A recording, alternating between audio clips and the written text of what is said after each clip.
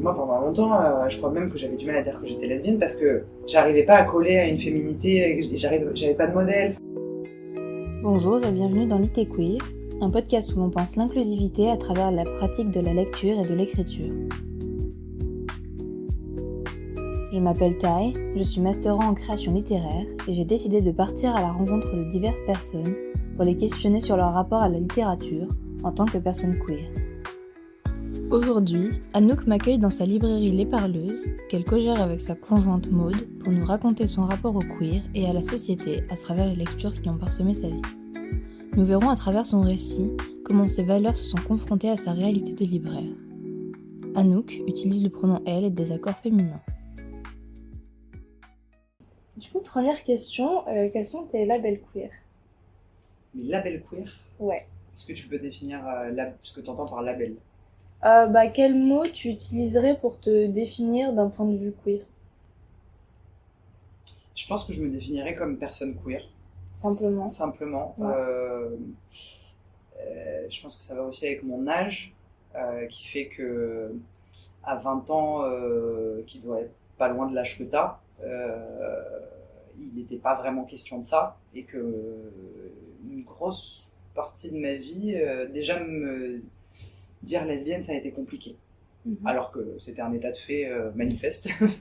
Et que pendant longtemps, j'ai eu du mal à employer ce mot-là, maintenant je me suis approprié, que j'ai plus de mal à prononcer et tout ça, mais je fais partie de la génération d'Alice Coffin, qui a eu l'impression que se dire lesbienne, ça a été un gros mot pendant très longtemps. Ma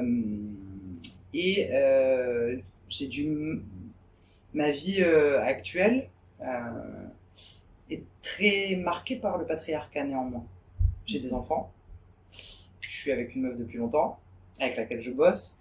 Alors évidemment, on est loin d'être dans un couple hétéro, vraiment très loin, mais néanmoins, mes choix de vie, la nécessité que j'ai ressentie à un moment d'avoir des enfants, je vois bien sur des générations autres que la mienne, notamment plus jeunes, c'est moins des questions, et en tout cas, ça se questionne, alors que moi, ça c'est pas trop questionné. Au contraire, je me suis même demandé il y a pas longtemps si j'avais pas été lesbienne, est-ce que j'aurais eu des enfants, tu vois ? Et je me demande si tu sais jamais pourquoi tu fais un enfant, il n'y a pas une raison. Mais du coup, je me suis dit, bah oui, si j'avais été hétéro, peut-être que je me serais laissé. C'était une manière de dire, ouais, ok, je suis lesbienne, mais je peux quand même avoir des enfants. Enfin, tu vois, je sais pas, tout ça est très inconscient. Et du coup, quand tu parles de label, je pense que c'est un vocable qui appartient à ta génération et pas du tout à la mienne. Et moi, je me sens queer parce que je me sens dans la définition du bizarre par rapport à la norme, et que je me sens dans un cocon dans ce mot-là, quoi. Et là, je me sens à ma place. Voilà. Ok, merci. Je comprends, je relate assez à... Le mot queer est très parlant finalement, je trouve, en termes de... Ouais, je trouve qu'il est hyper évocateur et qui permet à plein de gens qui sont pas dans cette grosse norme extrêmement binaire et extrêmement boring par ailleurs, mais de trouver une manière de se définir, puisqu'on est quand même dans une société qui est codée, etc. Et que du coup, voilà. Je trouve que ce mot-là, il colle. Alors évidemment que par ailleurs, je suis lesbienne et que j'aime les femmes et que mon orientation sexuelle est enfin assumée et claire. Que les années qui ont passé et qui m'ont permis de me renforcer face à la société aussi, d'être moins craintive. Voilà. Mais néanmoins, je préfère le mot queer que le mot lesbienne, où je me sens, même dans mon incarnation, au-delà de mon orientation sexuelle, j'ai l'impression de vivre une vie queer, c'est-à-dire pour moi à côté de la norme. Quand bien même j'ai adopté quand même quelques ressorts du système hétéropatriarcal. J'entends, je comprends. Et du coup, quel est ton rapport à cette identité queer Est-ce que ça a été, quelle a été la réflexion derrière ça avant d'arriver à dire je suis queer ? Bah, je crois qu'il y a déjà eu à franchir le cap de ok, je suis homo, ça c'est mon orientation sexuelle, et du coup je fais pas partie de cette norme-là hétérosexuelle avec une attirance pour un autre genre.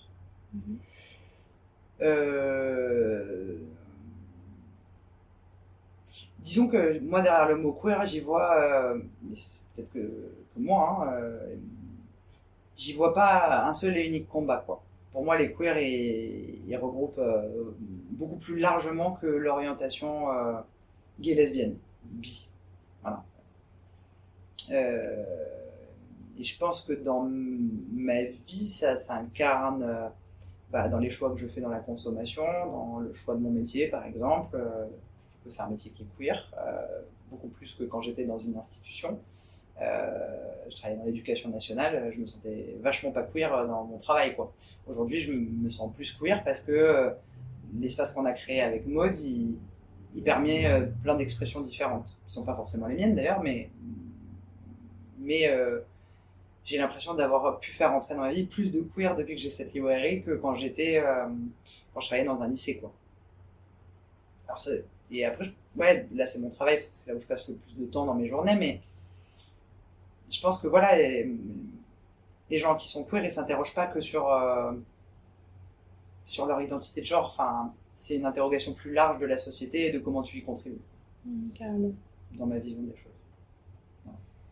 Et est-ce que tes lectures ont enrichi certaines ce rapport au queer, etc. Ah bah définitivement, hein. Moi sans les livres, je pense que je serais juste pas là, quoi. Enfin, pas en capacité de dire ce que je te dis aujourd'hui. Je lis depuis vraiment longtemps et j'ai toujours aimé ça et ça n'a jamais été difficile pour moi, excepté ce qu'on m'obligeait à lire à l'école, mais à part ça, ça a toujours été une pratique que j'ai aimée et même l'effort de démarrage de te mettre dans un livre, c'est quelque chose que j'aime maintenant. Enfin, j'ai toujours aimé en fait.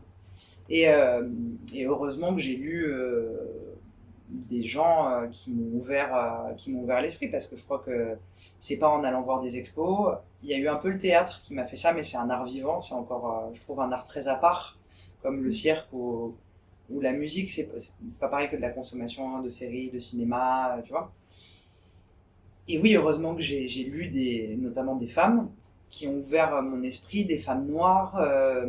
Alors j'aime pas le mot racisé, mais je crois que toutes les personnes qui ont réussi à expliquer dans des textes, que ce soit fictionnel ou non fictionnel, leur réalité, ça m'a aidé à me rendre compte de mon privilège, ça m'a accompagné là-dedans. Donc en fait, quand t'en es là et que t'as compris que t'avais des privilèges, bah qu'est-ce que t'en fais, quoi, du coup. Et tout ça, je le dois à toutes mes lectures. Ces lectures, elles n'auraient pas pu avoir lieu si j'avais pas ouvert cette librairie, donc oui, c'est évident. Et après, il y a quoi on appelle les personnes racisées et les personnes trans, ces 2-3 dernières années qui m'ont aussi fait bouger sur mes façons de penser. Ça, c'est sur à quel point la binarité était prégnante et à quel point sortir de cette binarité était libérateur, quoi. Donc, ouais, mes lectures sont fondamentales dans ma manière de penser aujourd'hui. Sans tous ces gens qui écrivent, mon cerveau il serait un peu vide, quoi. Question plus par rapport aux livres en eux-mêmes. Est-ce que tu as un livre qui t'a particulièrement marqué dans ton rapport à l'identité ? Je crois qu'il y a eu plusieurs étapes. Il y a eu un livre que j'ai lu quand j'avais 20 ans, depuis à 20 ans, d'une nana qui s'appelle Anne Scott, qui est une femme qui doit avoir 55-60 balais aujourd'hui. Et quand moi j'avais 20 ans, il y avait vraiment peu d'histoires de meufs. Tu trouvais pas grand chose à part des trucs soit en costume, un peu. Bon, voilà. T'avais quelques films où c'était abordé. Et il y avait cette nana qui avait écrit Superstar, qui est un roman qui se passe vraiment du coup, dans les années 2000, à Paris, dans le quartier que je fréquentais, dans le quartier où je vivais, et qui parlait d'histoires de meufs que je connaissais parce que je les vivais, dans des boîtes de meufs que je connaissais parce que j'y allais. Enfin voilà. Et du coup, je crois que j'avais 20-25 ans, là je trouve une première représentation de ce que je suis. Où je me dis, ça ressemble à peu près à ce que je vis, ok. Elle ressemble physiquement à peu près à ce que je suis. Enfin voilà, dans les descriptions physiques, je me disais, bon, tu vois, on a parlé de la question des pronoms au départ de l'entretien, et je crois que moi j'ai pas eu l'autorisation de penser autrement. Enfin, c'est pas une question, mais mon pronom, moi j'étais une meuf, fallait, voilà. Mais je correspondais pas non plus à la féminité des années 2000, quoi, tu vois. Enfin, 90-2000, Tu vois pas ce que c'est Alerte à Malibu comme série? Vaguement, si. Vaguement des gens qui courent en rouge sur une plage. Bon. Ça, c'est la féminité des années 90-2000. Donc, si tu veux, autant te dire que moi, j'y rentrais pas du tout. Et du coup, en fait, d'avoir une représentation dans un livre d'une Gwyn, décrite, même si c'était, tu vois, il n'y avait pas encore L-Word ou ces trucs-là. Après, quand L-Word est arrivé, je me suis dit, ok, Shane, c'est bon, ça ressemble à peu près à la gueule que j'ai. Je me dis, bon, on doit être plusieurs meufs comme ça. Voilà. Donc là, voilà, ça a été ça. Et puis dans les relations entre les filles. Donc ça, c'était plutôt sur l'aspect orientation, goût, voilà, où je me reconnaissais, et qui n'était pas tant sur le genre. Après, sur le genre, il y a un mec qui m'a marqué, qui me marque encore quand il parle aujourd'hui, c'est un mec qui s'appelle Talma Desta. Et je crois que j'avais bien aimé Un désir à tout prix, son premier livre sur la sexualité et la consommation, etc. Et je crois que La fin des monstres, c'est un livre fondateur sur ces questions-là pour moi, dans les questions que j'ai réussi à me poser, dans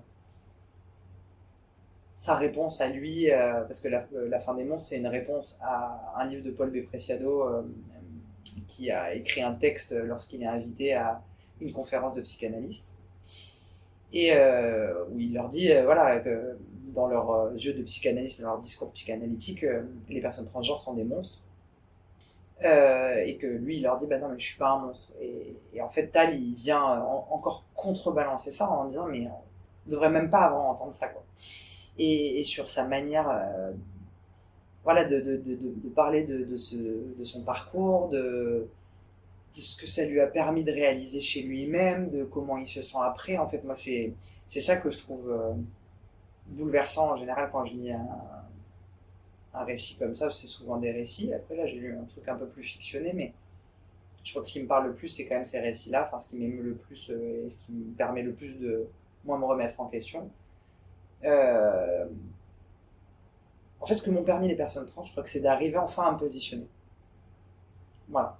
Ce que je m'étais peut-être pas autorisé jusqu'à présent, c'est-à-dire de trouver une échelle de positionnement sur cette grande échelle du genre où on essaye de tous nous caser. Moi, pendant longtemps, je crois même que j'avais du mal à dire que j'étais lesbienne parce que j'arrivais pas à coller à une féminité, j'avais pas de modèle, enfin, tu vois, et en fait, l'apparition d'une série de Gwyn, d'une chanteuse, de quelqu'un au cinéma, c'est ce que c'est, mais Twilight et Kirsten Stewart, elle est plus jeune que moi. Et du coup, d'avoir vu cette nana se dire, ah, bah, je suis avec le beau mec de Twilight, et puis dire, non, en fait, les gars, je suis Gwyn, et je m'en fous de Robert Pattinson, et je me suis dit, ok, en fait, on est plein comme ça. Et du coup, voilà, là où les personnes trans affirment quelque chose dans la fluidité, qui m'a permis, moi, après, de me dire, bon, ouais, bon, c'est pas les couilles, en fait, de savoir là où je suis, quoi. C'est pas le propos. Et puis parce que voilà, Tal, j'ai une affection particulière et je pense qu'il y a aussi ce qu'il écrit et les échanges qu'on a eu tous les deux après de manière privée. Enfin, informelle. Oui, enfin qui sortent, voilà. Et arrivé, c'est rigolo parce qu'il vient de m'envoyer un texto quand j'arrive là et en me disant ah machin, je viens là, est-ce que je voudrais te présenter ma meuf, bon bref. Et vraiment, ce mec, il est important. Je ne mesure pas à quel point il est important pour moi, mais j'ai essayé de lui dire. Hein, mais oui, je trouve que c'est un type d'une intelligence. Voilà. Je suis toujours, d'autant plus surprise quand les gens sont plus jeunes que moi. Je me dis, waouh, le chemin, quoi. Moi, son âge, mais j'étais tellement loin de toutes ces considérations que voilà. Donc, je crois que c'est cette. Ouais. Je crois que les personnes trans m'ont fait sortir de ma binarité. Et du coup, est-ce qu'être queer, ça a changé ta manière de lire? Grave. Ouais. Ah ouais. Ouais, bah oui. Parce que aujourd'hui, mais c'est un peu la même chose dans mes lectures, ou dans ce que je vais regarder, en film ou en série, quoi. Quand c'est trop hétéro, c'est repoussoir pour moi, quand même. Ce que je ne vivais pas avant du tout. Hein.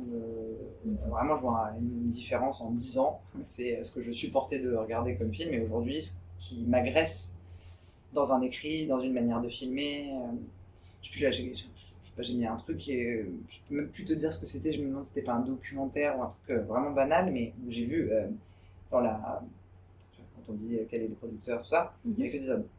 Ah ouais. Mais tu n'avais pas une femme dans la production de ce truc que je regardais, et je m'étais dit, bah, j'ai pas envie de le voir, quoi.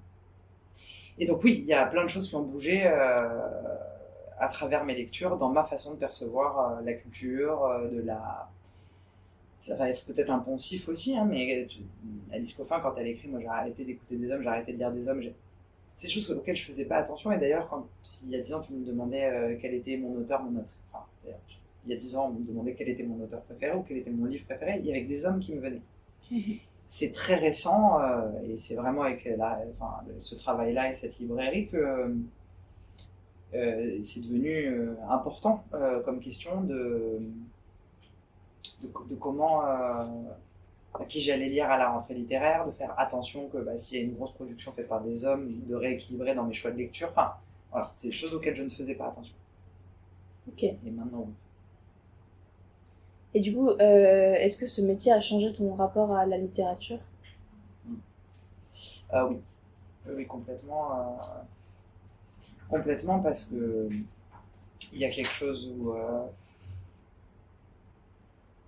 tu sais, comme j'imagine dans tous les métiers, où tu vois l'envers du décor, comment le monde du livre évolue, les acteurs, qui a le pouvoir là-dedans, quelle responsabilité tu as en tant que libraire. Donc ça a changé mon rapport à... Enfin, en fait, plutôt oui et non, parce que ça a changé mon rapport pour plein de choses. Il y a des questions que j'ai en tête et que je n'avais pas en tête il y a quelques années avant de faire ce travail-là. Et en même temps, il n'y a rien qui a changé parce que j'éprouve toujours une joie de gosse quand je suis dans un nouveau roman que j'adore, quoi. Ce qui est le cas là, pendant qu'on se parle. Tu vois, voilà, aujourd'hui j'avais ça à faire, machin, j'ai un truc à faire après. Et dans tout ce que je vais faire aujourd'hui, je sais qu'il y a un truc qui compte, c'est le moment où je vais pouvoir retrouver le livre dans lequel je suis. Et ça, je ne l'ai pas perdu. Et ça, c'est important parce que je me dis au bout de 7 ans, j'en vends des livres, il y a des moments j'en ai marre de répéter la même chose, tu vois, de raconter la même histoire. Ah, j'ai adoré ce roman, vous devriez le lire. Enfin, tu vois, tu racontes à peu près la même chose, mais un peu comme partout. Enfin, et en même temps, j'ai cette joie ultra naïve et que je retrouve de mon adolescence, toute ma vie, de la joie d'être dans un livre et d'avoir envie de rester dans l'histoire, de ralentir la lecture parce que t'as pas envie de quitter l'histoire. Enfin, voilà, moi, c'est des trucs que j'ai toujours vécu et là, c'est ce que je suis en train de vivre avec ce roman qui va sortir en août, et je me dis, c'est ouf, quoi. Ça, je trouve que c'est génial parce que cette magie-là, elle a jamais disparu. C'est trop bien de pouvoir la garder, cette magie. Je me dis, bon, 7 ans de travail comme ça, j'ai là envie de rentrer chez moi et de me dire, putain, va falloir que je fasse manger ma gamine, pourvu que ça se passe bien pour que je puisse lire le plus vite possible, tu vois. Et ça a pas bougé, et je trouve que c'est précieux, quoi. Ok. Et du coup, est-ce que ton métier de libraire a changé ton rapport à ton identité queer et à ton militantisme ? Ouais, je pense que ça a renforcé une identité que je revendiquais moins, que je revendique plus aujourd'hui. Dans mon militantisme, c'est sûr que ça a changé des choses. Je pense que j'ai toujours été habité par des valeurs, parce que j'ai reçu une éducation extrêmement ouverte. Voilà. Aujourd'hui, je vis dans un monde, moi, je sais pas, j'ai 40 ans aujourd'hui, donc t'imagines, j'avais entre 6 et 10 ans, j'allais à des manifs pro-Palestine avec mon père, et je portais des kéfiers, quoi. Aujourd'hui, tu te fais latter la gueule dans la rue si tu portes un kéfier. Mais moi, j'ai grandi là-dedans et j'ai gardé ça, c'est-à-dire qu'on fait attention aux plus faibles, on se rend compte de la chance qu'on a, et tu vois, enfin, des trucs qui me semblent tellement logiques, mais manifestement, le monde dans lequel on vit actuellement va pas dans ce sens-là. Pour autant, moi, c'est toujours là, donc je pense que j'ai toujours été plus ou moins militante dans les métiers que j'ai choisis, dans la manière de l'incarner. Et ici, ça l'a renforcé parce que quand c'est ton entreprise, on s'est fait attaquer, on se fait emmerder, on se fait critiquer. C'est une activité qui est fragile. Et en même temps, il y a tellement de gens 1000 fois plus fragiles que nous là-dedans et que on met un point d'honneur à ce que ce lieu il soit ouvert, à ce que les gens différents... Enfin, tu vois, une de nos plus vieilles clientes qui est là, qui vient depuis, on a ouvert en septembre prochain, ça fera 7 ans. Une des nanas qui est le plus venue et qui a marqué l'histoire de cet endroit. Je pense qu'elle est queer parce qu'elle est, mais elle est, enfin, tu vois, c'est pas le propos. C'est une nana qui est malade mentale et qui vit entre l'hôpital psychiatrique, quelques permissions de sortie, de temps en temps l'appart dans lequel elle réintègre, et en même temps, c'est une femme qui peut pas vivre toute seule, qui a plus de 50 ans, qui est fracassée par la vie. Et je te dis pas, il y a des moments quand tu l'es en terrasse et qu'elle parle toute seule et qu'elle s'énerve. Et en même temps, on a toujours mis un point d'honneur à ce que cette femme, elle soit accueillie ici, Parce qu'elle a le droit, en fait. C'est pas parce qu'elle est folle et qu'on dirait une clocharde quand tu la vois qu'elle n'a pas le droit de vivre. Et moi, je veux vivre dans ce monde-là. C'est-à-dire que quand bien même, ça fait pas beau sur une photo Instagram, c'est quand même un être humain qui a le droit de vivre, et quand bien même il est partagé entre un hôpital psy et l'extérieur, nous, notre rôle de commerçant de quartier, c'est d'ouvrir la porte, quoi. Et en ça, je pense que... Pourtant, je travaillais avant auprès de populations plutôt fragilisées aussi, mais j'avais pas... je crois que j'avais pas mesuré à ce point. Je crois qu'il y a quelque chose de plus de réel encore. Moi, là, je suis pas caché derrière une institution. Tu rentres dans ma librairie, tu peux t'attaquer à moi directement. Avant, je travaillais dans un endroit, il fallait passer un portail, deux portails, demander à l'accueil si tu pouvais me voir, machin.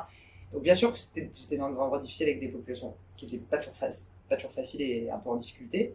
Mais là, il y a des moments où tu te prends la réalité des gens de plein fouet, quoi. Et la solitude du papy qui vit tout seul et que personne calcule, la vieille qui perd et que t'as pas vu depuis des jours et qu'elle est pas descendue de chez elle et que c'est ta voisine, et tu te dis, est-ce qu'elle va bien, est-ce qu'elle va pas bien?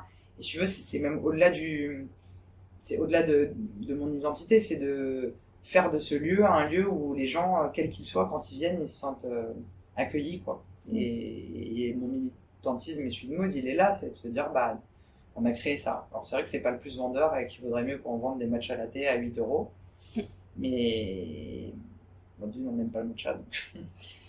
Et tu vois, voilà, je pense que voilà, ce qui a renforcé, c'est que il y a eu des moments où tu pouvais pas échapper aux autres êtres humains qui étaient en face de toi, et que si tu réalises pas à quel point les gens ont besoin de parler, les gens ont besoin de lieux où ils se sentent pas jugés, où ils se sentent en sécurité, en ça a développé mon militantisme. Ouais, c'est ta responsabilité humaine, quoi. Ouais, je crois qu'il y a notre humanité qui est engagée. Voilà. Donc, après, évidemment, par ailleurs, de recevoir des personnes queer à la librairie qui ont écrit des livres, de sentir le besoin de sentir un réseau, évidemment, tout ça a développé. Mais ça, c'est l'activité normale, quoi, je dirais. Je sais pas comment tu peux, plus tu lis, plus tu ouvres des fenêtres sur des horizons et des manières de voir les choses. Donc, heureusement que j'ai pas régressé dans cette, tu vois. Ouais. Voilà. Et du coup, comment en es-tu venu à ouvrir une librairie féministe intersectionnelle comme ça? Là aussi, ce serait bien présomptueux et bien mensonger de ma part de te dire que quand j'ai dit je vais ouvrir une librairie, j'ai pensé à une librairie féministe, queer, intersectionnelle. C'est faux. À l'époque où on a décidé d'ouvrir cette librairie, d'une, on était très amoureuses, on venait de se rencontrer, et c'était le début de notre histoire, et on voulait se barrer de Paris, et moi j'étais enceinte, et il y avait plein de trucs en même temps. Donc on voulait juste quitter notre ancien boulot, quitter Paris, et vendre des livres. Et après, on a commencé à tâter la réalité. Par exemple, pour ouvrir cette librairie, il a fallu qu'on aille voir une banque pour demander un petit prêt et tout ça. Par exemple, on a caché le fait que j'étais enceinte au banquier. Et en fait, quand tu fais ça, tu te dis, ok, ça veut dire quelque chose si tu fais ça. Ça veut dire que, quelque part, tu te dis, si tu vas voir la banque alors que le banquier voit que tu es enceinte, c'était un homme évidemment qui nous avait reçu, peut-être il va se dire, elle va pas pouvoir rembourser le prêt puisqu'elle est enceinte et qu'elle aura autre chose à foutre dans les mois à venir. Enfin, et donc en fait, dans ces petites choses-là, tu te dis, ouais, ok, c'est vrai que je suis féministe et que je suis sensible à la cause des femmes, mais il y a un moment où en fait tu l'éprouves après. Et au départ, quand on a commencé à ouvrir, de temps en temps, on avait un copain à nous qui est un mec qui fait 1m95, 95 kilos, une grosse barbe. Tu pouvais être sûr que n'importe qui rentrait là-dedans et estimait que c'était lui le patron, quoi. Et que nous, on était les deux employés. Donc en fait, c'est des petites touches comme ça où tu te dis, wow, ah ouais, d'accord, ouais. Et c'est vrai que l'éducation nationale est critiquable pour beaucoup de choses, vraiment beaucoup de choses, mais comme il y a ces espèces de fausses valeurs soi-disant défendues par l'éducation nationale, tu te dis, ouais, je suis dans quelque chose où tout le monde a sa chance, c'est un concours national, n'importe qui peut se présenter. Là, j'ai éprouvé de manière plus palpable la discrimination, et encore, j'ai beaucoup de chance, je suis blanche, je m'appelle Anouk avec un nom de famille, c'est Aubert, quoi, tu vois, un bien français, ça fait pas peur. Mais néanmoins, j'ai quand même éprouvé mon statut de femme, et je l'ai bien senti passer. Et puis, il y a eu tout ce qui s'est passé, les femmes qu'on a reçues, qui ont écrit des livres, qui ont témoigné. Enfin, nous, on a ouvert MeToo en France, c'est 2018, enfin 2016, 2017. Nous, on ouvre en septembre 2018, donc c'est il y avait pas mal de récits qui sortaient. Et puis, on a croisé des femmes. Moi, j'ai lu plein d'autres trucs après, mais Julia Foyce, quand j'ai lu son livre qui s'appelle Je suis une sur deux, qui est une statistique toute simple. T'es une femme, quand tu nais, t'as une chance sur 2 de vivre une violence sexuelle en France. Le spectre étant large, hein, on passe de la main au cul au viol, évidemment, mais ça veut dire que t'es une meuf, tu vis, bah t'as une chance sur 2 de...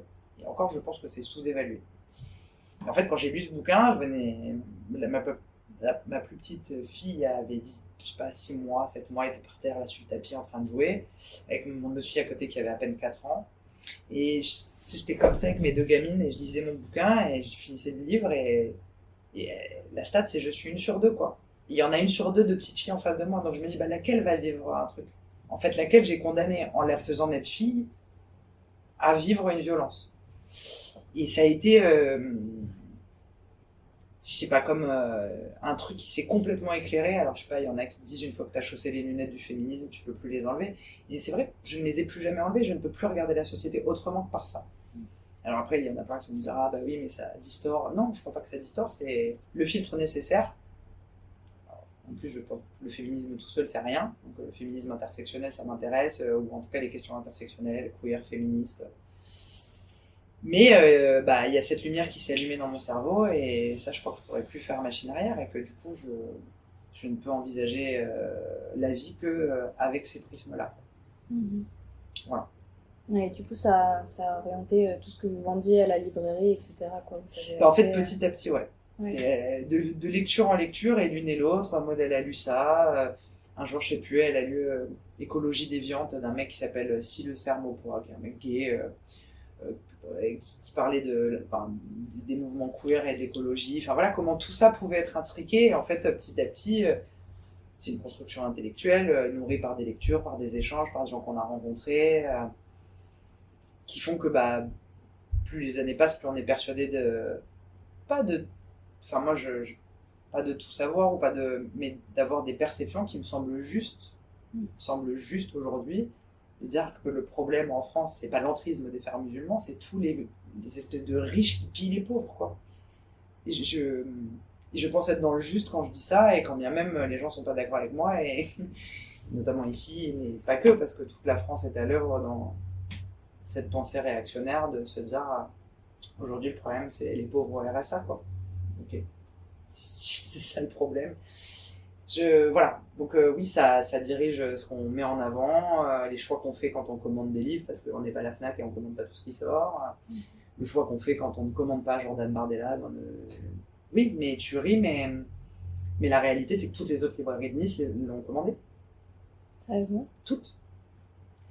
Bon, la Fnac n'étant pas une librairie, mais si tu veux, les librairies qu'on dit indépendantes, c'est-à-dire les autres librairies de Nice, avaient des piles de Jordan Bardella.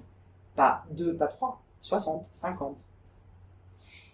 Donc, partie de ce principe-là, effectivement, ça dirige beaucoup de choses dans nos choix et dans ce qu'on a envie de défendre.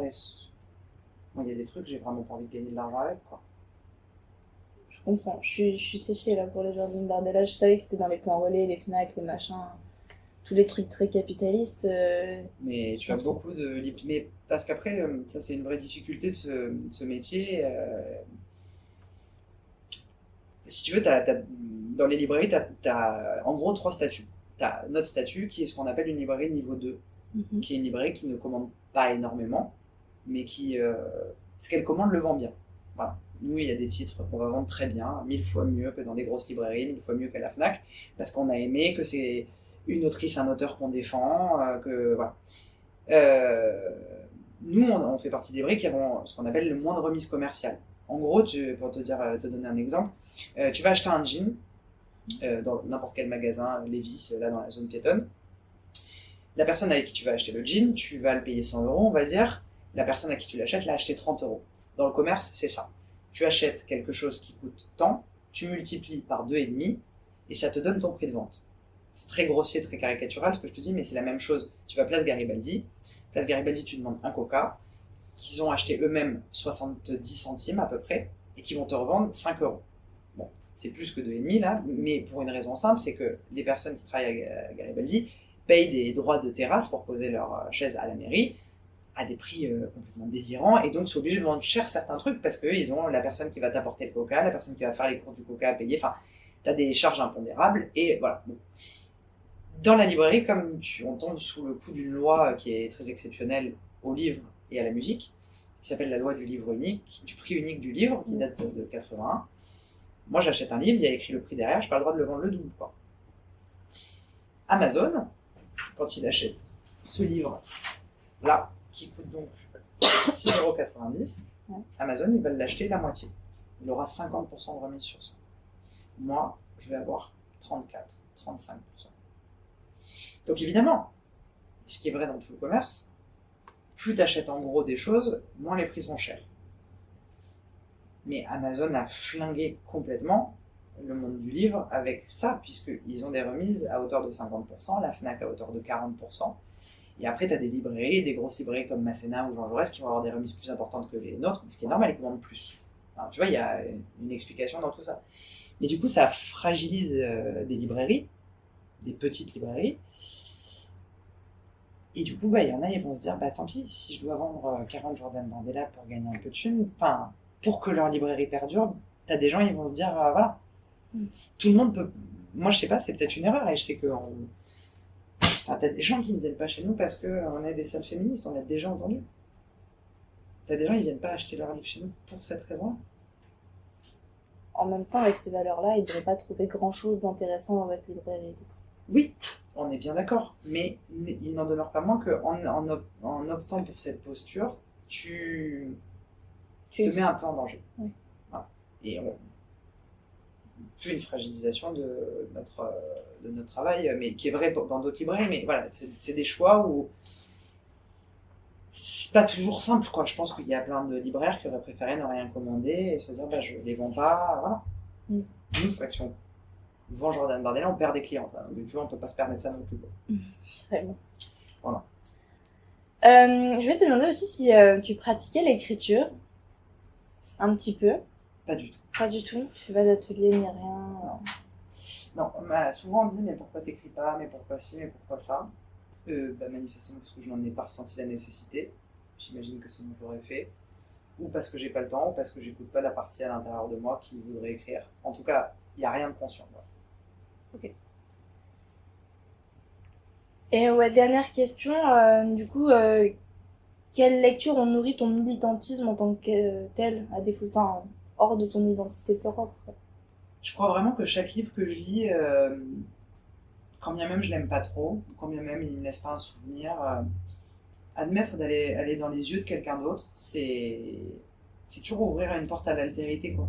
Et du coup, chaque livre que je lis, alors que vraiment il y en a, je m'en souviens pas, à peine je les ai fermés, que parfois je lis des polars qui sont un peu nuls, mais que ça me divertit, tu vois, bon. Mais c'est toujours, c'est toujours à chaque fois que je lis un livre, j'ai l'impression d'être dans une progression quelque part, quoi. C'est jamais au même endroit, parce que je lis pas que des trucs qui traitent d'un sujet, mais si je dois t'en dire un, ça fait un peu chier parce qu'il est écrit par un vieux mec blanc. Il y a un type qui s'appelle Jean Rouault qui a eu un concours en 1993, un truc sur la Première Guerre mondiale et les tranchées, quoi. Bref, au moment où on nous enferme au confinement en 2020, il y a plein de nouveautés qui sont arrivées, c'est mi-mars, et puis on nous dit vous restez chez vous à partir de demain, donc avec Maud on prend tout ce qui est sur la table, on fout tout dans un gros sac pour rentrer à la maison, on se dit à un moment on a des livres pour lire, quoi, avant de... Voilà. Et parmi ça, sur la table, il y a L'avenir des simples.